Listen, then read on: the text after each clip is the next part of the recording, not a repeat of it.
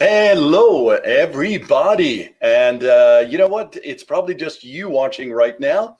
And if you're listening on Media and Marketing Broadcast, that's the podcast on iTunes, Stitcher, Spotify, Google Play now. Thank you.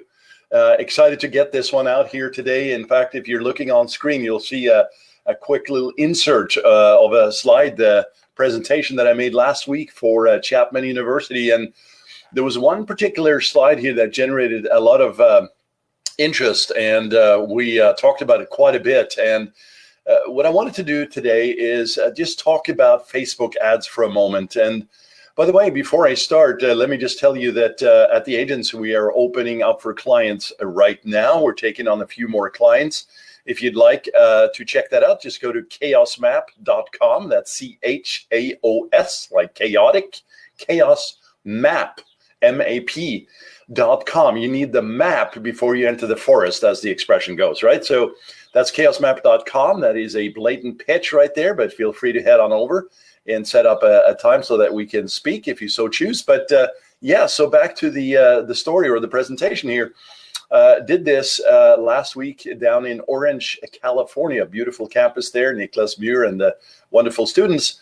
But there was one particular one here that I'm going to share with you today that really is the reason why Facebook ads don't work right. And when I say that, I mean the first time. Very rare that you deploy Facebook ads and they actually just start working. And by working, I mean that you actually are generating sales or that you're generating leads, depending on what you're actually doing, right?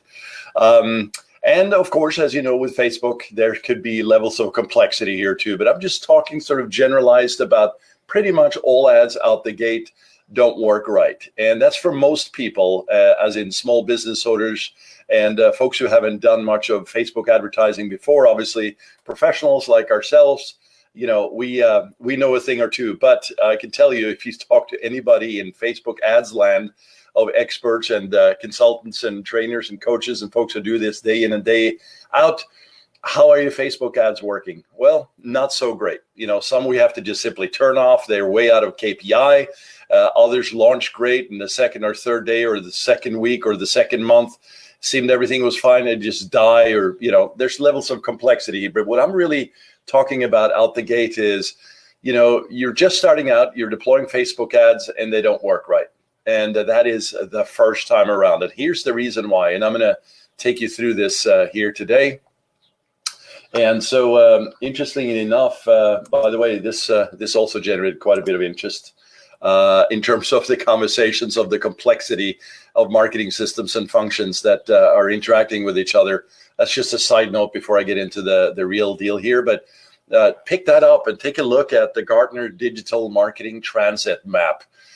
Phenomenal chart or graphic here to talk about the various, you know, paths, I would say, in terms of what we are talking about when we talk about ads operations, you know, design, social operations, data operations, marketing operations, all of these things that are interconnected and need to work with each other. Boy, talk about complexity. And then here you are starting to run Facebook ads. How do you all figure this out? Well, I distilled it down to one really specific slide here, which I'm going to share just right now. And it is this one. I'm going to go big on this screen because it's that important, right? Let me see if I can actually make it super big. Maybe not. Okay, who cares? This is it, man, right here. You're looking at it.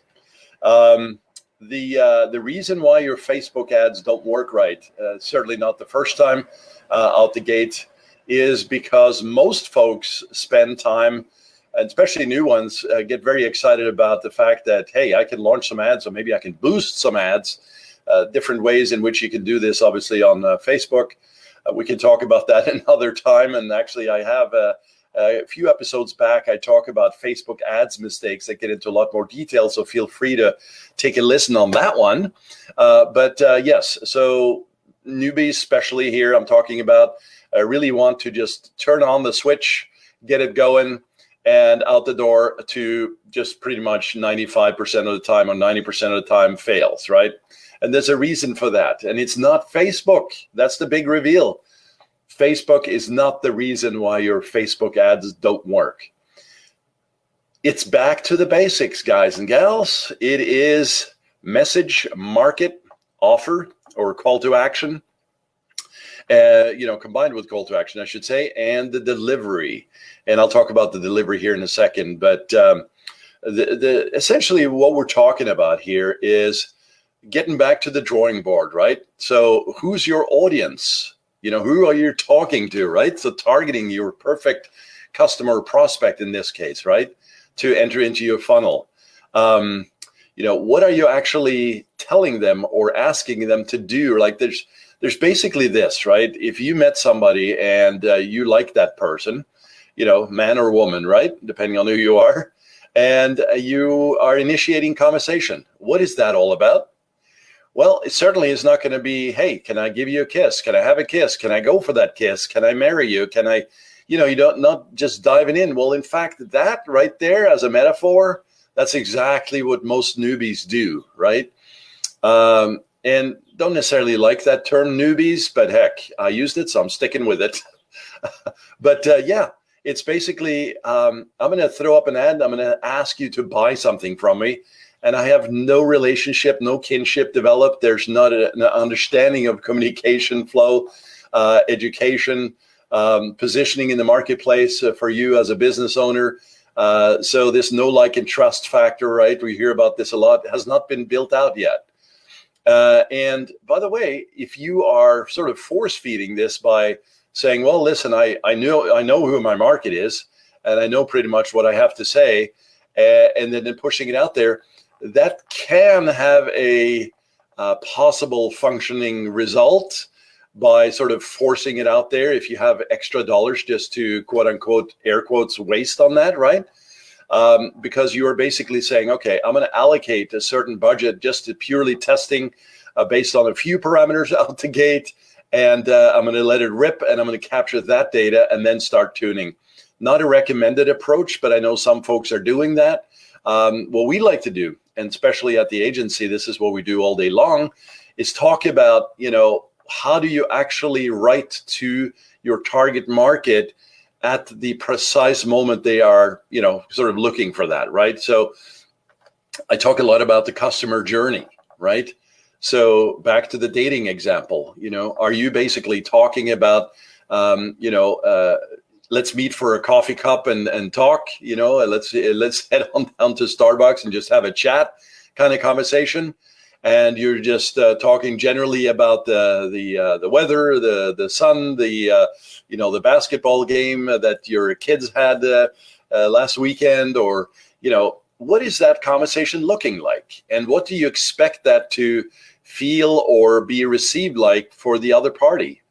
If you're talking about yourself all the time, and let me share with you everything about my kids and the basketball games, and you're just ranting and raving about it, that's not going to be good, right? It's a two-way street here. And now with social and social media ads specifically, kind of the notion of blending in to stand out, forget what I heard that, but it's really great. You are, basically positioning yourself as an authority in the marketplace, a trusted source, right, for information and education. Great, right? But you can't just force feed that either, right? So this has got to be sort of drip fed out there into the marketplace for that target audience. So let me just get back to this slide here. If you have then kind of pulling all the way back, done your research, you've done your analysis, you basically understand your marketplace, and you understand your customers or prospects in this case better than they understand themselves. Now you got something, because by that time, when you create a message, it's going to be super appropriate to that person at that moment. And that is, of course, different medium. I'm talking about Facebook here today, but if you're in B2B, that could be LinkedIn, right? Or if you're very graphically oriented, it could be Pinterest, right? So basically, now you have the right message. You are meeting them on that medium or that platform where they're at. If that's direct mail for you, well, then that's also what I'm talking about, right? So offline.